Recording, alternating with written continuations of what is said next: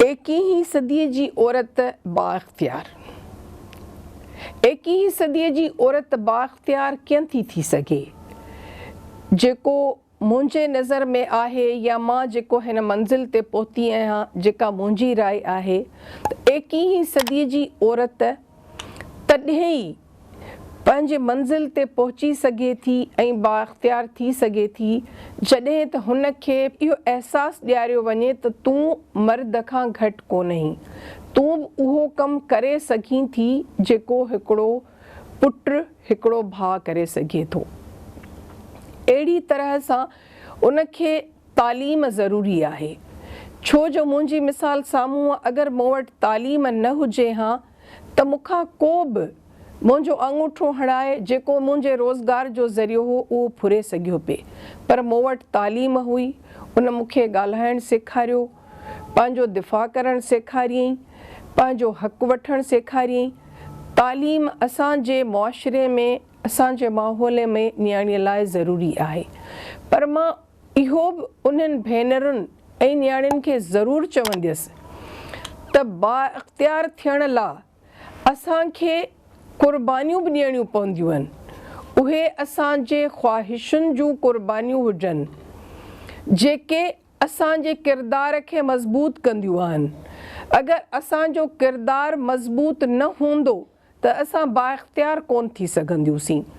छो त असांजो किरदारु असांजे पीअरुनि जो, असांजे भाइरुनि जो, जेका औरत कंहिंजी ज़ाल थिए थी उन जो कंधु मथे उन जो किरदारु ई कंदो आहे।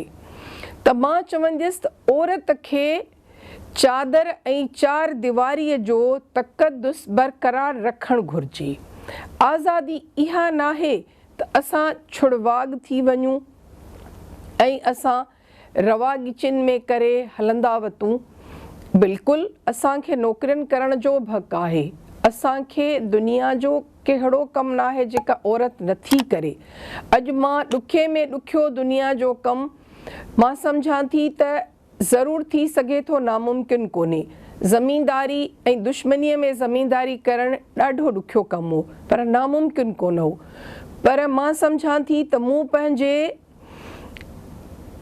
क़ुर्बानीअ सां या पंहिंजे किरदार जे मज़बूतीअ सां अॼु अगरि मञता हासिलु कई आहे त मां बि औरत ई आहियां। औरत खे क़ुर्बानी ॾियणी पवे थी हर हाल में।